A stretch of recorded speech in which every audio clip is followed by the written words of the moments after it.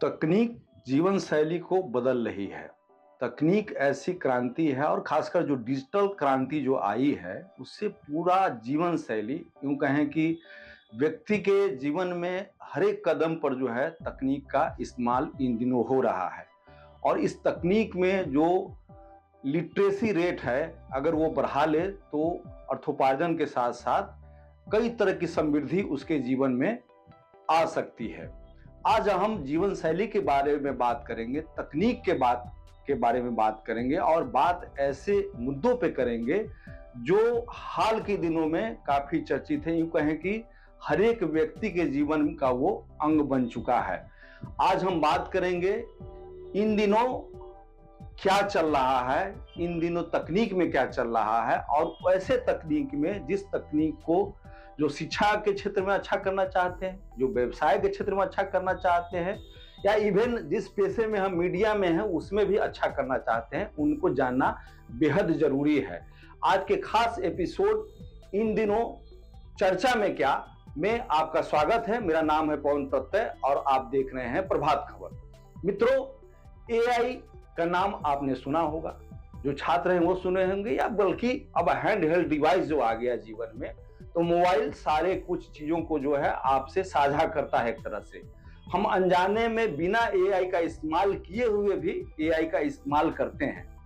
Mobile में उस तरह का नोटिफिकेशन आता है, हम सर्च करते हैं और जानकारी प्राप्त करते हैं। तो मेरे मन में आया कि हम क्यों ना जो मेरे व्यूअर हैं, जो प्रभात खबर के यूट्यूब के व्यूअर हैं या मेरे वेबसाइट के व्यूअर हैं, मेरे प्रिंट के जो व्यूअर हैं, उनको खास तौर से जो इस तकनीक के बारे में जानते हैं उनसे हम रूबरू कराएं और उनसे सीधी बात करें कि वो एआई जो है वो बेसिक से हम जानें कि भाई एआई की शुरुआती कैसे हुई, एआई है क्या, ये कैसे काम करता है, रोजगार सृजन में इसका क्या महत्व होगा और कैसे इसका इस्तेमाल करके हम व्यवसायिक दृष्टिकोण से भी समृद्ध हो सकते हैं। तो आज खास तौर से प्रभात खबर के दफ्तर में पहुंचे हैं जितेंद्र सिंह से रूबरू कराने के पहले मैं उनके बारे में भी आपसे साझा कर दूं। जितेंद्र सिंह जो है एक ऑस्ट्रेलिया का बैंक है, लीडिंग बैंक है, कॉमनवेल्थ ऑफ ऑस्ट्रेलिया, जिसके सीनियर वाइस प्रेसिडेंट हैं। जितेंद्र सिंह के बारे में थोड़ा सा और विस्तार से बता दूं कि जितेंद्र सिंह आईआईटी चेन्नई से जो है अप्लाइड मैथमेटिक्स में एमटेक किए हुए हैं और ये जो बैंकिंग का जो इनका जो सेक्टर जिसमें ये सीनियर वाइस प्रेसिडेंट हैं, उसमें ये डेटा और एआई से संबंधित काम जो है ये करते हैं। इनका विदेश का भी कई बार दौरा होता है और पहले भी कई बार विदेश जा चुके हैं और एआई के लेके खास तौर से इनका जो है काफी वर्किंग है। तो मेरे मन में आया कि मेरे जो व्यूअर हैं उनको पूरा विस्तार से, और ये पॉडकास्ट एक तरह से जो हम कर रहे हैं आपकी जानकारी के संवर्धन के लिए कर रहे हैं और आपसे यह पुरजोर गुजारिश है कि आप अंत तक इस वीडियो को देखें और एक एक अद्यतन जानकारी कोशिश करेंगे कि हम जितेंद्र सिंह के माध्यम से आपको दिलाएं। तो सबसे पहले जितेंद्र जी, आपका स्वागत है प्रभात खबर में। और एआई के बारे में तो बात आज करेंगे, जो पूरी बात है एआई पे ही रहेगी और उसमें रोजगार भी आएगा, शिक्षा भी आएगा। लेकिन उससे पहले हम आपके बारे में कि आपने जो शिक्षा ग्रहण की और आईआईटी में जो पढ़ाई हुआ और इसके बाद भी कैसे दूसरे कंट्री में भी, तो बड़ा संक्षेप में आप जो है थोड़ा शिक्षा के बारे में, अपनी शिक्षा के बारे में मेरे दर्शकों को बताएं। सो फर्स्ट ऑफ ऑल आपको थैंक यू कि आप हमें प्रभात खबर के ऑफिस में बुलाया और अपने दर्शकों को हमारा परिचय दिया। तो हमारा जन्म बिहार में हुआ, छपरा डिस्ट्रिक्ट में, और मैंने वहाँ सरकारी स्कूल में ही पढ़ाई की। अच्छा। और 10th तक। 12th में हम यहाँ आरडीएस कॉलेज मुजफ्फरपुर में पढ़ाई की। अच्छा। उसके बाद मैंने बीटेक मैकेनिकल इंजीनियरिंग में यहीं एमआईटी से पढ़ाई की। अच्छा। फिर मास्टर्स जो आपने कहा आईआईटी चेन्नई गया मैं, applied mathematics and computer science department में किया। फिर गवर्नमेंट ऑफ इंडिया के स्पॉन्सरशिप से मैं जर्मन यूनिवर्सिटी गया, यूनिवर्सिटी ऑफ कार्लसरूहे, वहाँ भी 1 साल स्टडी किया। और उसके बाद फिर मैंने अलायंस बिजनेस स्कूल बैंगलोर में मैंने एमबीए की भी पढ़ाई की। अच्छा।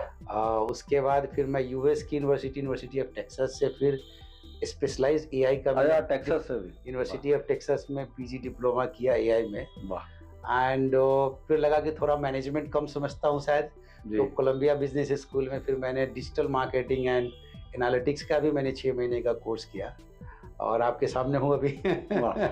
तो ये अच्छा परिचय था, ये जानना, और बेहद खुशी हो रही है कि आप कई कंट्री में जाके पढ़ाई भी किया और काम भी उस तरह से। अच्छा, अब जो है सीधे अब बात हम एआई पे ही करते हैं। तो जो हम जानना चाहते हैं, ये मेरे लिए भी, मेरे व्यूअर के लिए भी तो है, कि शुरुआती से बताइए कि एआई ये जो है, ये है क्या? कैसे ये काम करता है? क्या है इसका पूरा? बिल्कुल। देखिए, आदमी के जीवन में मशीन बहुत पहले से आया। व्हील के जी, इन्वेंशन से लेकर के आज तक हमने मशीन बनाई, जी, जो मैकेनिकल वर्क कर सकता था या एनर्जी का ट्रांसफॉर्मेशन कर सकता था। जी, पिछले 50 सालों में लगभग जब से कंप्यूटर का या कंप्यूटिंग का इन्वेंशन हुआ, चिप का इन्वेंशन हुआ, तब से प्रोग्रामिंग किसी न किसी रूप में यूज़ होता रहा है। लेकिन पास्ट में जो हम प्रोग्रामिंग यूज़ करते थे, वो एक किसी प्रोसेस को कंप्यूट करता था कि ये प्लस बी कर दिया तो सी हो गया, 2 + 2 4 किया, कैलकुलेटर आया, उसके एडवांस फॉर्म है। इस प्रोग्राम में कोई मेमोरी याद करने की कोई कैपेसिटी नहीं थी, जी, जो कि ह्यूमन के ब्रेन में है। जो हमारे न्यूरॉन्स हैं हमारे ब्रेन में, जी, लगभग 500 बिलियन के आसपास हमारे एक एडल्ट के ब्रेन में न्यूरॉन्स होते हैं। तो हर न्यूरॉन का अपना एक एक्सपीरियंस है। जी, वो एक्सपीरियंस ही हमें याद करने की शक्ति देता है कि आप किसी ऑब्जेक्ट को देख करके कह सकते हैं कि ये कार है, ये बैलगाड़ी है, ये मोबाइल है, ये टीवी है, राइट? जी, तो हम एक पैटर्न को अपने न्यूरॉन्स में कैप्चर करते हैं, उसी से चीज़ों को रिकॉल करके याद करते हैं। तो वो चीज़ प्रोग्रामिंग के रूप में पॉसिबल नहीं था। तो लोगों ने, मैथमेटिशियन लोगों ने न्यूरल नेटवर्क का कॉन्सेप्ट डेवलप किया, जो आदमी के ब्रेन को मिमिक करता था। अच्छा, ठीक है? तो लेकिन ये बड़ा ही कंप्यूटिंग चैलेंज था कि आदमी के दिमाग में 500 बिलियन का ब्रेन है, सेल है। जी, उतने स्केल पे कंप्यूटिंग करना आज से 15-20 साल, 30 साल पहले की कंप्यूटिंग डिवाइस पे संभव नहीं था। जी, लेकिन आज के डेट में इतनी कंप्यूटिंग पावर आ गई है कि अब उतने बड़े स्केल पे कंप्यूटिंग हो रही है। जी, तो इसलिए एआई, आप कह सकते हैं कंप्यूटर प्रोग्राम। सो मशीन से हमने कंप्यूटर प्रोग्राम तक आए, और कंप्यूटर प्रोग्राम से हम एआई में आए हैं। सो बेसिकली वो कंप्यूटर प्रोग्राम विथ याद करने की जो कैपेसिटी, मेमोरी बोलते हैं, जी। वो चीज़ है वो एआई। अब एआई की तो बात हो गई, जो बड़ा संक्षेप में आप बताए।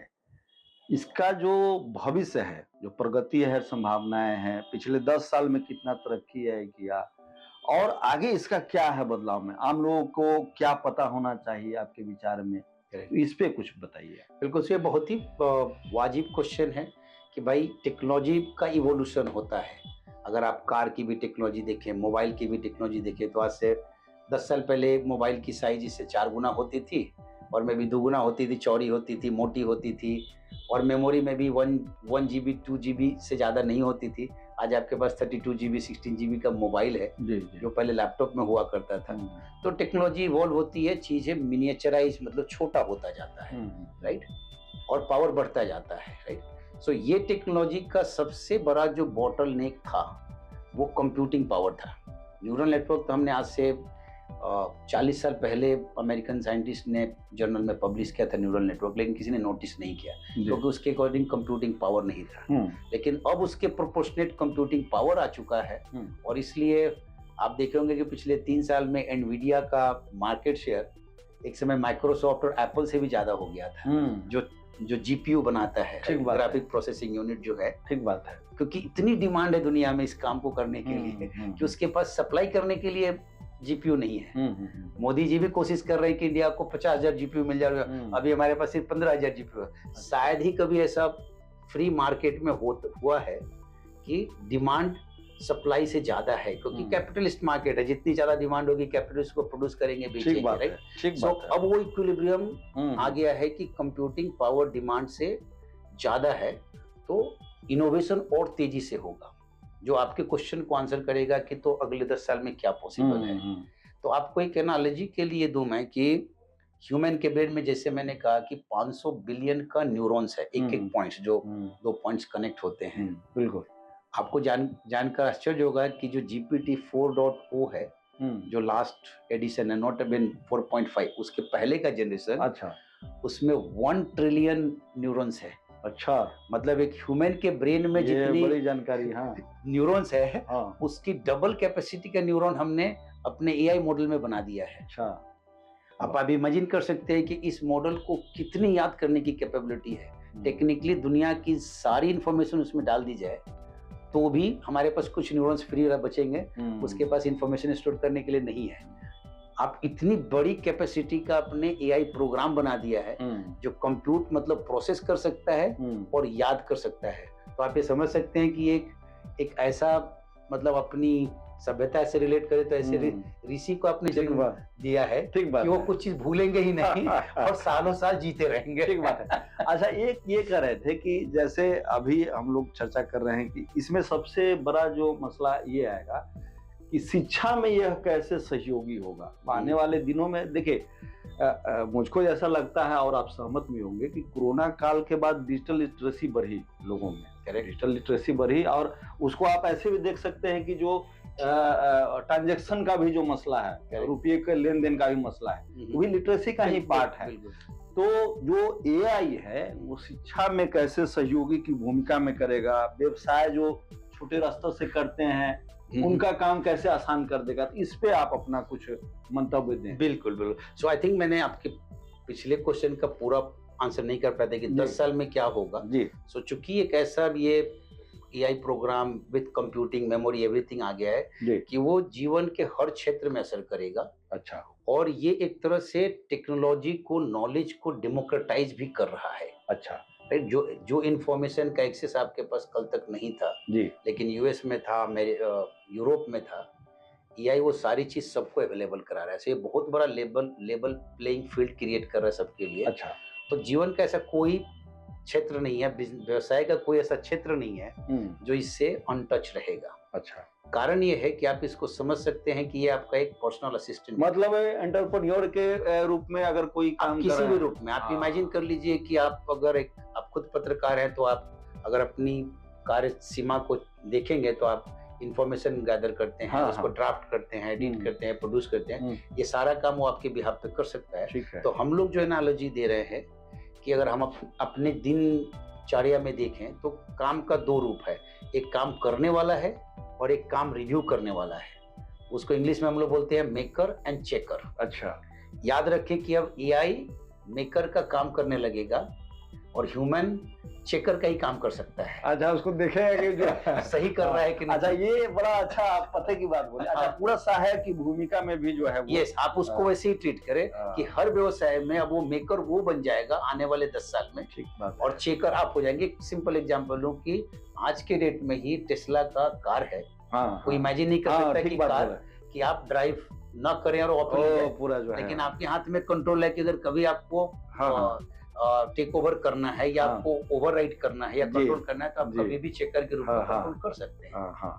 अच्छा, अब तो ये बात हो गई, अब बड़ा मजेदार बात हो रही है और देखिए खासकर मुझको भी बड़ा आनंद आ रहा है। अब मैं एजुकेशन वाला आंसर करता हूँ, सॉरी मैं थोड़ा टॉपिक से। नहीं, ठीक है। तो अगर हम एक एग्जांपल एजुकेशन का छोटे बच्चे का तो दो पार्ट में अगर देखें तो एजुकेशन देखे, आई थिंक मेरे हिसाब से, और एक इसकी बुक भी है जो सुलेमानी ने लिखे हैं, जो जिस कंपनी को डीप माइंड को जिसको गूगल ने एक्वायर किया। अच्छा। ये वो लोग थे जो फ्रंटियर पे थे एआई को डेवलप करने में। अच्छा। और पहले वो गो कार्ट जो गेम होता है उसमें ऐसा उन्होंने एआई मॉडल बनाया जो वर्ल्ड चैंपियन को हराया था। अच्छा। ये वो लोग हैं। अच्छा। उनकी एक बुक है, तो उस बुक में उन्होंने लिखा है, I think it's called revolution. अच्छा। Okay, so what they are saying is कि अगर अपने पूरे सिविलाइजेशन का मिलियंस ऑफ ईयर्स का इतिहास देखा जाए तो ऐसे 10 से 12 इन्वेंशन हुए हैं। अच्छा।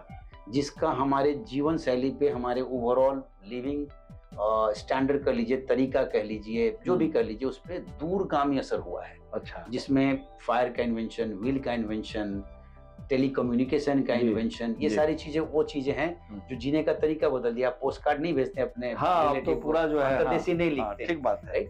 तो ये चीज उतना ही बड़ा है। अगर अब इसको एजुकेशन से रिलेट करें तो आप समझिए कि एआई एक ऐसा टेक्नोलॉजी है कि एजुकेशन को सबके लिए एक्सेसिबल बना दिया है। आज आप अपने घर बैठे यूएस की टॉप यूनिवर्सिटी एमआईटी में, इवन आईआईटी ग्रेजुएट्स का भी एडमिशन पीएचडी के लिए या मास्टर्स के लिए नहीं होता है, उस कॉलेज की डिग्री आप घर बैठे एआई की मदद से पढ़ सकते हैं। बढ़िया। ये लेवल प्लेइंग फील्ड है, आपको इवन अपने घर से बाहर नहीं निकलना है। तो ये एजुकेशन में बहुत बड़ा बदलाव लाएगा, लेकिन ये एक टीचर की रोल नहीं ले सकता है। जैसा मैंने पहले कहा कि ये मेकर होगा कि स्टूडेंट को हेल्प करेगा उसको प्रॉब्लम सॉल्व करने में, as a companion, as a mentor, and teacher will be still there. मतलब जो हमारे प्रोफेसर हैं, टीचर हैं, वो मेंटर के रूप में वो रहेंगे, गाइड करने के लिए वो रहेंगे, और उनका रोल थोड़ा बदलने वाला है। अच्छा, शिक्षा की तो बात हो गई। अब जो है जो मूल सवाल है, और मेरे ख्याल से जो मेरे व्यूअर हैं वह भी ये जानना चाहते हैं कि जो इन दिनों जो चल रहा है, मतलब नेशनल स्तर पे भी और पूरे वर्ल्ड के स्तर पे, करेक्ट करेक्ट, तो टॉप जो एआई चैटबॉट कहे उसको अगर, या जो भी कह ले तकनीकी की भाषा में, जो तकनीकी जो भाषा है उसमें टॉप जो एआई है वो कैसे काम करता है और किस चीज में ज्यादा कारगर होता है। जैसे जो चाइना का मॉडल होगा तो उसका क्या होगा। अच्छा, लैंग्वेज का भी मसला है, क्योंकि जो भारत में मैक्सिमम हिंदी भाषी लोग हैं, तो वो सबसे ज्यादा कौन ट्रांसलेट करता है कौन चीज को लेकर के, और जनरेटिव एआई क्या है। तो पूरा इसमें थोड़ा सा हम आपसे विस्तार से थोड़ा जानना चाहेंगे कि जो एआई का जो मॉडल है, 3-4 टॉप मॉडल, 5 जो भी आप बता सकें आपकी समझ से, और जो चल रहा है इन दिनों, और उसका कैसे फंक्शनिंग है, उसका उपयोग कैसे करें। अगर हम जस्ट लाइक हम अपने ही बारे में मानते हैं कि अपने बारे में, या जो मेरी बिरादरी पत्रकारों की बिरादरी है, तो वो हाल के दिनों में यह भी चर्चा पूरा है कि भाई कैसे जो है तो उसका इस्तेमाल हम लोग कैसे करें, जो एक स्टूडेंट है वो कैसे करें, जो व्यवसायी है वो कैसे करें अपने व्यवसाय की उन्नति के लिए। तो इस पे थोड़ा जनरेटिव एआई करेक्ट। तो देखिए, सबसे जो आपने बेसिक सवाल पूछा, या आपके दर्शक को ये फायदा होगा जान के कि जीपीटी क्या है। जी जी जी, राइट, क्योंकि हम तो अभी तक एआई कर रहे थे। हाँ, ठीक है। तो उसको आंसर करने के लिए अगर मैं जीपीटी का फुल फॉर्म बताऊं तो उसको हम लोग बोलते हैं जेनरेटिव, प्री ट्रेंड, ट्रांसफॉर्मर। ये 3 अलग अलग टर्म है। बिल्कुल। सो जेनरेटिव मतलब एक ऐसा प्रोग्राम जो कुछ नया भी जनरेट कर सकता है। राइट, नया कंटेंट हो सकता है, चाहे वीडियो हो, इमेज हो, नया ऐसे हो सकता है, नया पैराग्राफ हो सकता है, गिवन द कॉन्टेक्स्ट। कोई चीज उसको बताए तो वो उस पे ये तीनों चीज, टेक्स्ट हो सकता है, इमेज हो सकता है, वीडियो हो सकता है, वो बना सकता है। प्री ट्रेंड का मतलब है कि वो पहले से ट्रेन किया हुआ है। अच्छा, राइट। तो आप अगर अपनी लर्निंग को रिलेट करें तो हमें भी प्राइमरी स्कूल में सिखाया गया कि ये क ऐसे लिखना होता है, ये दिखाया गया कि ये क है, ये ए है, ये बी है। तो एआई प्रोग्राम को भी वैसे ही सिखाया जा रहा है। अच्छा, तो दुनिया में जितनी टेक्स्ट नेट पे अवेलेबल थी, इंटरनेट पे बेसिकली, उसको लोगों ने वेब स्क्रैपिंग, एक टेक्नोलॉजी है। अच्छा, वो भी एक एआई रोबोट ही कर लीजिए, जो सभी पेज पे जाकर के जो पब्लिकली अवेलेबल है उसको उन्होंने, स्क्रैपिंग का मतलब उसको कॉपी कर लेना। अच्छा, बस एक पर्टिकुलर टेक्निक है, क्योंकि वो कॉपी नहीं है, वो कंटेंट को रूट से उठा लेना, उसको स्क्रैपिंग बोलते हैं। ठीक बात। उन्होंने उठा लिया और उसके बेसिस पे उन्होंने इस प्रोग्राम को ट्रेन किया। So that is the pre trained part. अच्छा, चाहे वो इमेज हो, चाहे वो वीडियो हो, या लिटरेचर हो। ठीक है, तीनों चीज हो गई। अब आता है ट्रांसफॉर्मर। तो ये सबसे इंपॉर्टेंट और एक नया टर्म है जो एआई नहीं है एज सच। राइट, एआई से हम ट्रांसफॉर्मर नहीं बोलते थे इसके पहले। अच्छा, राइट, लेकिन ट्रांसफॉर्मर कोई नई चीज नहीं है। जो इसके पहले मैंने कहा कि एआई को बनाने के लिए हम न्यूरल नेटवर्क यूज करते हैं जी। तो न्यूरल नेटवर्क में एक पर्टिकुलर अरेंजमेंट को हम लोग ट्रांसफॉर्मर बोलते हैं, और ये इन्वेंशन 2018 में गूगल का है। अच्छा, गूगल ने मैथमेटिकल एक ऐसा न्यूरल नेटवर्क बनाया जिसमें अगर आप हमसे आधे घंटे बात कर रहे हैं, या हम आपस में आधे घंटे बात कर रहे हैं जी, तो इसके बीच बीच में कौन सा इंस्टेंस था, पॉइंट था, टाइम पॉइंट, अच्छा, जहां पे इंपॉर्टेंट बात हुई, उसको कैसे कैप्चर करें। अच्छा, उसको हम लोग बोलते हैं अटेंशन ऑल इट टेक्स। मतलब अटेंशन होना चाहिए कि भाई क्या चीज इंपॉर्टेंट है। बाकी तो रेगुलर कन्वर्सेशन हो रही है। जी जी जी। तो एक ऐसा मैथमेटिकल न्यूरल नेटवर्क में कॉन्सेप्ट बनाया गूगल ने। अच्छा, डिटेल तो मैं एक्सप्लेन नहीं कर पाऊंगा बिना बोर्ड का, बट आप ऐसे समझ लीजिए कि वो एक मैथमेटिक्स भी है, लेकिन ह्यूमन की तरह बिहेव कर रहा है कि कहाँ इंपॉर्टेंट बात हो रही है उसको याद कर लेता है। अच्छा, तो वो पूरे आधे घंटे का this concept of mathematical model जो न्यूरल नेटवर्क में है, उसे ट्रांसफॉर्मर बोला गया है। तो यही तीनों चीज हो गया, जनरेटिव, प्री ट्रेन, ट्रांसफॉर्मर। आपको जान के आश्चर्य होगा कि जितनी जीपीटी या एलएलएम, लार्ज लैंग्वेज मॉडल जो बोली जा रही है, वो सब ट्रांसफॉर्मर बेस्ड है। अब उसमें कोई बोलता है मेरा डिकोडर इनकोडर दो अलग कंसेप्ट है, पर दोनों ट्रांसफार्मर का ही है। कोई सिर्फ इनकोडर। पढ़ाई में इवन हाल के दिनों में हम कहीं पर रहते हैं, नोटबुक करके जो है गूगल का कुछ है इस टाइप का, करेक्ट उस टाइप का जो है वो सारा कुछ जो है वो बताता है। करेक्ट। सो ये हो गया आपका टेक्नोलॉजी का लैंडस्केप की जीपीटी क्या है, राइट। तो आप समझ लिए कि जितने भी लार्ज लैंग्वेज मॉडल है वो सब ट्रांसफार्मर बेस्ड है और जीपीटी के ही कॉन्सेप्ट है। जो जनरेटिव पावर है उसके पास वो प्री ट्रेंड है और ट्रांसफार्मर बेस्ड है। अब आता है कि अलग अलग टूल और कौन आगे है कौन पीछे है। चैटबॉट के बारे में हम ये चाहते हैं ना कि जैसे टॉप जो है, तो मैं उस पर आता हूँ। सो कॉन्टेक्स्ट ये है कि जैसे मैंने कहा कि अब अंडरलाइन टेक्नोलॉजी तो सेम है जी। अब रेस सिर्फ इस बात की हो गई है कि किसके पास कितना ज्यादा डेटा है और कितना ज्यादा कंप्यूट अवेलेबल है, उसका मॉडल उतना आगे है, क्योंकि अंडरलाइन आर्किटेक्चर मोर और लेस सेम है।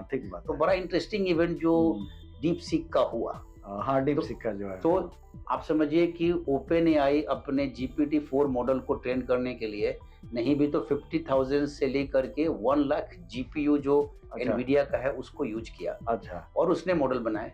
आर्किटेक्चर सबका सेम है, थोड़ा बहुत अपनी अपनी वेरिएशन है, बट ट्रांसफार्मर चूंकि सेम है तो बिल्डिंग ब्लॉक सेम है। आप घर का लेआउट आगे पीछे कर सकते हैं, पर बिल्डिंग ब्लॉक सबके पास वही ब्रिक है, ठीक है, राइट। आप उसको जैसे भी जोड़ना चाहें उससे आपका घर का आउटलुक बदल जाएगा, ठीक है। तो उनके पास इतनी कंप्यूटिंग पावर थी। सवाल ये उठा कि अमेरिका ने चाइना पे बैन लगा रखा है कि वो जीपीयू इंपोर्ट नहीं कर सकता है या एनवीडिया बेच नहीं सकता है। तो चाइना के पास तो 10,000 भी जीपीयू नहीं है। तो फिर उसने एक ऐसा डीप सीक मॉडल कैसे बना लिया जो जीपीटी को भी डिफीट कर दिया परफॉर्मेंस में। अच्छा। ये सारा खेल ट्रेनिंग का है अब। अच्छा। कि किसके पास कितना डेटा और कितना उसको ट्रेन कर सकता है कंप्यूटिंग को। ठीक बात। लेकिन चाइना के पास तो उतनी कंप्यूटिंग थी नहीं, तो फिर चाइना ने कैसे कर लिया।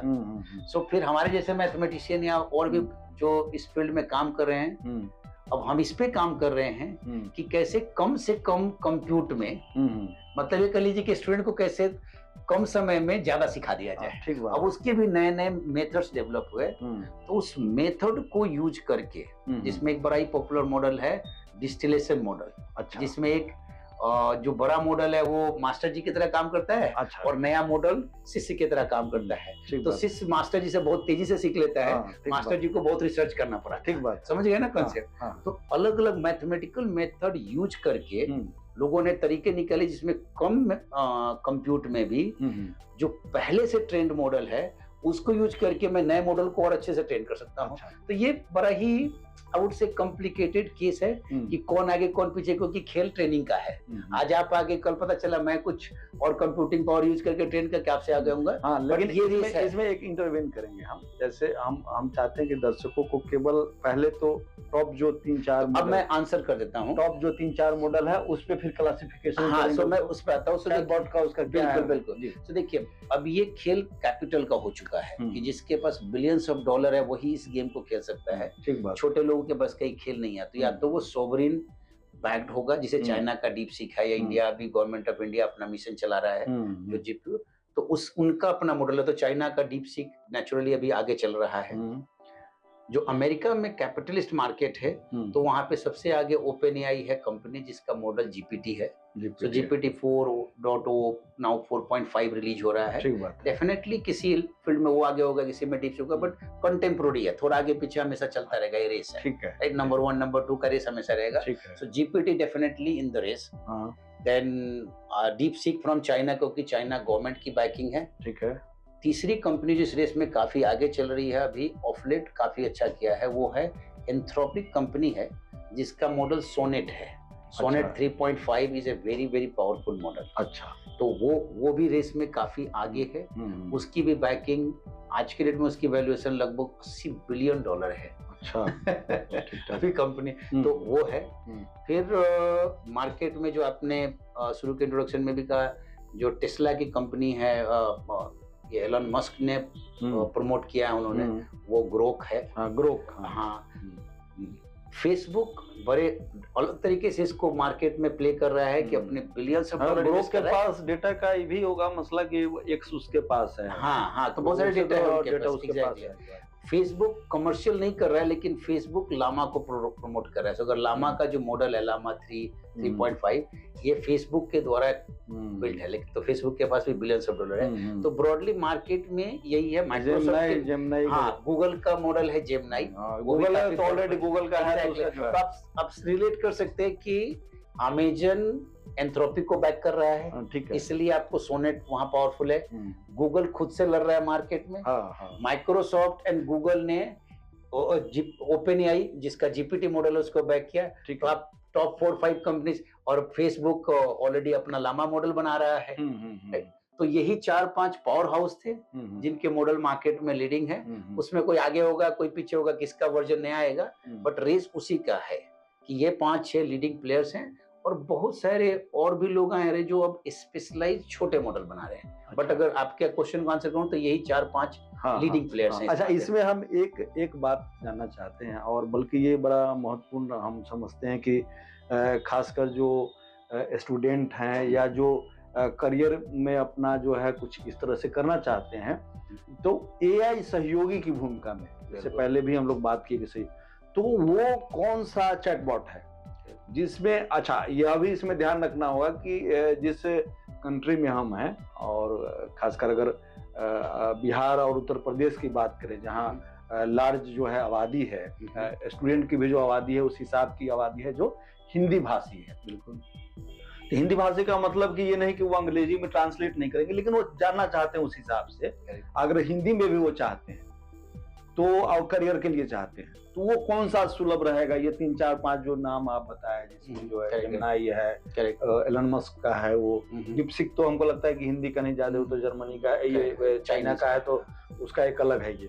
तो इसमें कौन सा उपयोगी रहेगा? जो गूगल का है वो उपयोगी रहेगा? ये आप देखिए, 2022 के पहले तक सोसाइटी, मतलब लार्ज लैंग्वेज मॉडल LLM या जीपीटी कर लीजिए, बट उसको टेक्निकली हम अब LLM बोलते हैं, लार्ज लैंग्वेज मॉडल जी, के बारे में चर्चा नहीं कर रही थी। तो सवाल ये है कि अचानक से 2022 में क्या हुआ, राइट? तो ये टेक्नोलॉजी थी, सभी कंपनियों के पास थी, लेकिन ये लैब में थी, उनके कंप्यूटर पे था, और आप उसको कहीं से भी यूज नहीं कर सकते थे, राइट? इसलिए आपको मालूम नहीं चलेगा कि एक्सेसिबिलिटी ही नहीं। ठीक बात है, राइट? तो एक्सेसिबिलिटी एक बहुत बड़ा फैक्टर है कि कौन मॉडल को यूज करना है, ठीक है, राइट? अगर आपको कमर्शियली यूज करना है, उसका सब्सक्रिप्शन लेना है, तो आप एज ए रिटेल यूजर नहीं कर पाएंगे। 2022 मार्च में ओपन एआई ने इसी चीज को बदल दिया कि उसने अपने GPT 3.0 मॉडल को ही वेब इंटरफेस का रूप दे दिया कि आप वेबसाइट में लॉग इन हो सकते हैं, जैसे वेब ब्राउजर में लॉग इन होते हैं, और वहां से आप हमारे मॉडल से बात कर सकते हैं। अच्छा, इसको हम लोग API भी बोलते हैं, या आप कह लीजिए कि वेब इंटरफेस देना। जैसे ही उन्होंने इस मॉडल का वेब इंटरफेस दे दिया, आपको जानकर आश्चर्य होगा कि उन्होंने आई थिंक बहुत कम समय में 100 मिलियन का यूजर उन्होंने अचीव कर लिया, जो फेसबुक भी नहीं किया था। तो जो आपका क्वेश्चन का आंसर है वो इस पे डिपेंड करता है कि कौन कौन सा मॉडल वेब इंटरफेस पे अवेलेबल है। आप एज ए रिटेल इंडिविजुअल, मतलब स्टूडेंट, आप उसे यूज कर पाओगे। आप कंपनी स्पेसिफिक है जो प्रोप्राइटरी मॉडल्स है, आप उसको यूज नहीं कर पाओगे। तो उसमें सबसे बेस्ट है ओपन एआई का मॉडल, क्योंकि काफी उसका यूजर फ्रेंडली इंटरफेस है। अच्छा, जेमिनी का काफी यूजर इंटरफेस है। डीपसीक का बहुत अच्छा इंटरफेस नहीं है। पर ये सब मॉडल चूंकि हमारे इंग्लिश, जो हमारा क्लोज टू हिंदी है, इंडिया में काफी बाइलिंगुअल चीजें होती हैं, और इनके पास इंडिया का डेटा एक्सेसिबल है। अगर आप देखेंगे तो चाइनीज मार्केट में गूगल का प्रेजेंस नहीं है, फेसबुक का नहीं है, जीपीटी का प्रेजेंस नहीं है, तो इसलिए ये सब मॉडल इंग्लिश हिंदी के लिए काफी पावरफुल है। ये चाइनीज में बहुत पावरफुल नहीं है, क्योंकि इनको चाइना का एक्सेस नहीं है। डीपसीक उसका उल्टा है, उसके पास इंग्लिश और चाइनीज का एक्सेस है, हिंदी का एक्सेस नहीं है। तो मतलब ये आपको आंसर दे रहा है कि आप मोर अमेरिकन जो मॉडल्स है, जो जीपीटी हो गया, जेमिनी हो गया, बेस्ट है, क्योंकि लोग काफी सिक्योरिटी के साथ चीजों को रन कर रहे हैं। अच्छा, ये तो हो गया, ये बड़ा इम्पोर्टेंट ये था ये। अब जो है हम ये जानना चाहते हैं कि जैसे जो भारत हम लोग का देश है, तो भारत में अभी हम देख रहे थे, चूंकि आपसे जो बातचीत करनी थी, तो हम भी इस पर थोड़ा सा एआई से ही कई मदद लिए हम, और बातचीत के लिए तो इसमें जो है, इसमें हम देख रहे थे कि जैसे कृषि के लिए भी अलग एआई का कुछ मॉडल बन रहा है कि किसानों के लिए कैसे क्या हो, माने डिफरेंट टूल उसका जो है बन रहा है। तो क्या लगता है कि जो अपने देश की एक गरीबी बड़ा मसला है और इन चीज़ों को लेके, या अभी देख रहे हैं, अच्छा एक चीज़ और मेरे मन में ज़हन में आता है कि अब एआई ही सब चीज़ कर देगा। जैसे आप मान के चलिए एआई में डाले कि भाई हम आर्थिक रूप से कैसे समृद्ध हों, काम तो आदमी को करना पड़ेगा। नहीं, तो ये लग रहा था कि क्या जैसे हालाँकि देखिए जैसे कई चीज़ों को हम भी जब देख रहे हैं बड़ा क्लोज़ली, और फिर से हम कोरोना काल का भी उदाहरण देंगे, टेलीमेडिसिन का जो मसला आया, करेक्ट, वो बड़ा परफेक्ट हुआ। करेक्ट, उसमें भी जो है टेलीमेडिसिन का जो है वो देख करके, या रोबोटिक की जो बात कर रहे हैं, जो अभी सर्जरी का भी मसला आ रहा है, उस हिसाब से जो है। और हाल के दिनों में मैं टेक्निकल कॉलेज भी गया था, नए छात्रों से बातचीत किया, तो उनमें भी कई चीजें इस तरह की निकल के आई बातचीत के दौरान जो है। तो जो शिक्षा है, स्वास्थ्य है, और जो एक मेजर इशू है गरीबी वगैरह, क्या लगता है एआई में अगर लिटरेसी तो जरूरी है, बिल्कुल बिल्कुल, लिटरेसी जब तक नहीं रहेगा, जैसे उपयोग करना हम नहीं जानेंगे और उसमें स्मार्टली जब उपयोग कर लेंगे, तो आपके समझ से जो आप जो समझते हैं, आपकी जो जानकारी है और जो आप देखते हैं, तो क्या ये मददगार कैसे होगा? बड़ा संक्षेप में देखिए मेरी जो समझ, जैसे मैंने आपको अपने इंट्रोडक्शन में कहा कि मैं जर्मन इकोनॉमी को भी देखा हूँ, एजुकेशन सिस्टम को देखा हूँ, और अमेरिकन यूनिवर्सिटीज में भी गया और वहाँ भी पढ़ा, वहाँ के लोगों के साथ पिछले 25 साल में काम करने का अनुभव मिला है। तो मेरा मानना है कि एजुकेशन एंड इकोनॉमी, जिसको आप गरीबी कह रहे हैं, ये दोनों इंटरलिंक्ड है। सो लैक ऑफ इंफॉर्मेशन, जिसको इंफॉर्मेशन का अभाव, या उसको और रिफाइन में कहे तो एजुकेशन का अभाव लीड्स टू इनएफिशिएंसी, और फिर उससे गरीबी आती है। तो एक आदमी को आप क्यों कहते हो कि अनस्किल्ड है? क्योंकि वो स्कूल डेज में स्कूल नहीं जा सका, कॉलेज डेज में कॉलेज जा नहीं सका, और कॉलेज गया तो ऐसे कॉलेज में गया जहाँ पे अच्छी पढ़ाई नहीं होती थी, तो पढ़ के भी बेरोजगार हो गया, और इसलिए वो गरीब है, राइट। अदरवाइज एक इंजीनियरिंग ग्रेजुएट जो इंडियन कॉलेज से पास होता है, आप उसको लेट्स से कि $10,000 जो इंडियन रुपये में लेट्स से 6 लाख रुपए की नौकरी मिलती है, वही ह्यूमन बीइंग उसी स्किल सेट का इंजीनियरिंग ग्रेजुएट को अमेरिका में $80,000 और $1,00,000 मतलब एनीवेयर अराउंड 70 to 80 लाख मिलती है, और वहाँ की कंपनियां उसके फायदे में है, जबकि वो काम हम इंडिया से भी कर सकते हैं। ठीक बात है। तो उसका एक ही आंसर है कि वहाँ की पढ़ाई या एक्सेस ऑफ इंफॉर्मेशन बेहतर है, इसलिए उसकी प्रोडक्टिविटी ज्यादा है, इसलिए वो अमीर है, और हमारी प्रोडक्टिविटी कम है, चाहे वो फार्मिंग में हो, चाहे वो मेडिसिन के फील्ड में हो, जिस भी फील्ड में आपकी प्रोडक्टिविटी कम है, तो स्वाभाविक है आप कम इकोनॉमिक वैल्यू अर्न कर रहे हो, इसलिए आप रिलेटिवली गरीब हो। तो इसका इम्पैक्ट हर फील्ड में होने वाला है, और सबसे दूरगामी असर education which will lead to impact on the economy, जो आप पॉवर्टी कर रहे हो। तो एक बहुत बड़ा ये लेवल प्लेइंग फील्ड क्रिएट कर रहा है, जो आपको इन्फॉर्मेशन, जो शॉर्टेज ऑफ इन्फॉर्मेशन या एक्सेस ऑफ इन्फॉर्मेशन का इशू था, उसको एलिमिनेट कर रहा है। और उसमें भी खास करके एक्सेस ऑफ इन्फॉर्मेशन में क्या था कि हमारे पास ट्रेन टीचर नहीं थे, आपके यूनिवर्सिटीज में, आपके कॉलेज में ट्रेन टीचर नहीं थे, जो अमेरिका में, कैम्ब्रिज में, ऑक्सफोर्ड में हुआ करता था। ये उस गैप को खत्म कर रहा है। तो बातचीत में एक दो सवाल और जो है, और जो हमको लगता है कि हाल के दिनों में एक तरह से इसको कहें कि पिक चर्चा पे है, और ये हम लोग के लिए भी है, एक खबर नवीस के लिए भी है, और बाकी लोगों के लिए भी है भी। तो है क्या कि चर्चा यह है कि एआई के आने के बाद जो है कई रोजगार जो है समाप्त हो जाएगा। तो इस चर्चा में क्या दम है? क्या रोजगार समाप्त हो जाएगा या रोजगार का सृजन होगा? ये देखिए, मेरा इसका बहुत सिंपल एग्जांपल है, जो मैं अपने प्रैक्टिकल अनुभव से कह सकता हूँ कि हम 2005 में एक अमेरिकन ऑटोमोटिव कंपनी में काम करते थे, डेल्फी ऑटोमोटिव। ठीक बात है। उस समय इंडिया में मुश्किल से 10,000 कार बनती थी। हमने फ्रॉस्ट एंड सुलेमान को हायर किया था ऑटोमोटिव इंडस्ट्री को समझने के लिए, क्योंकि डेल्फी बड़ी कंपनी थी, अमेरिकन कंपनी थी। वो बोलती थी महीने का 10,000 से कम वॉल्यूम हो तो मैं उसके साथ काम नहीं करूंगा। और पूरे उस समय इंडिया में ही साल में 1 लाख 2 लाख गाड़ियां बनती थी। तो फ्रॉस्ट एंड सुलेमान ने बड़ा एक इंटरेस्टिंग डेटा दिया कि भाई 2010 आते आते एक साल में उतनी कार बनेगी जितना आजादी से लेकर 2000 तक नहीं बनी होगी। राइट। तो सवाल ये है कि हमने ऑटोमेशन तो लगाया ऑटोमोबाइल इंडस्ट्री में। उस समय के हिसाब से अगर देखूं कि 2005 में अगर 100 लोग हमारे फैक्ट्री में थे, पेंटिंग शॉप में, मशीनिंग शॉप में, जहां भी हम यूज करते थे, जो हमने रोबोट से ऑटोमेट किया, तो मान के चलिए कि 100 की जगह पे हमें 20 या 25 लोगों की जरूरत रह गई। तो डिस्प्लेसमेंट तो हुआ, इसमें कहीं कोई दो राय नहीं है कि जो स्किल सेट मुझे चाहिए था 2005 में, ठीक बात, वो जो 10 में नहीं चाहिए थी, क्योंकि रोबोट वो मैनुअल वर्क कर रहा था और नए तरह के लोगों की 25-30 लोगों की जरूरत पड़ी। लेकिन इकोनॉमिक वैल्यू इतना ज्यादा हो गया कि 2025 होते होते आज इंडिया में 50 लाख कार मैन्युफैक्चर होते हैं। तो अगर मैंने 4 गुना जॉब कम कर दिया, 1/4 कर दिया, लेकिन इकोनॉमिक वैल्यू अगर 50 गुना बढ़ा दिया, तो आज भी मार्केट में 15 गुना ज्यादा लोगों की जरूरत है।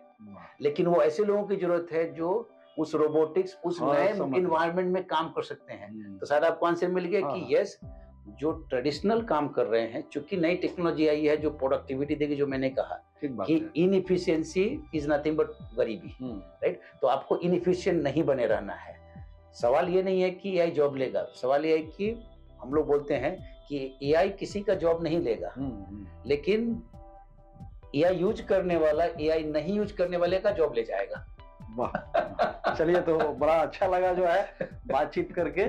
और जितेंद्र सिंह थे ये, और एआई को लेकर के काफी जानकारी जो है दी, और बड़ा संक्षेप में, और मुझे लगता है एक तरह से जो है एक एक जानकारी जो एक सरल भाषा में कही जाए उस तरह से इन्होंने बताया। और यह भी इन्होंने बताया कि कैसे एआई नौकरी नहीं लेगा। एआई अगर आप नहीं जानते हैं तब जो है आपको संकट है, तकनीक से रास्ता रखना होगा, वास्ता रखना होगा, तब जाके आप जो है समृद्ध होंगे। बड़ा अच्छा लगा, और मुझको लगता है कि मेरे जो व्यूअर है उनको भी जो है एक बृहद जानकारी जो है मिली। और हमको लगता है कि जो मेरे शिक्षा से ताल्लुकात रखते हैं, जो व्यवसाय से ताल्लुकात रखते हैं, जो उस तरह के इंडस्ट्री से ताल्लुकात रखते हैं, उनके लिए भी जो है यह एपिसोड निश्चित रूप से लाभकारी रहेगा, इस तरह का पुरजोर उम्मीद है। आगे भी इस तरह की चर्चा को हम जारी रखेंगे, तकनीक के बारे में बताएंगे। तब तक के लिए शुक्रिया। प्रभातखबर.com, विश्वास वही, रफ्तार नहीं।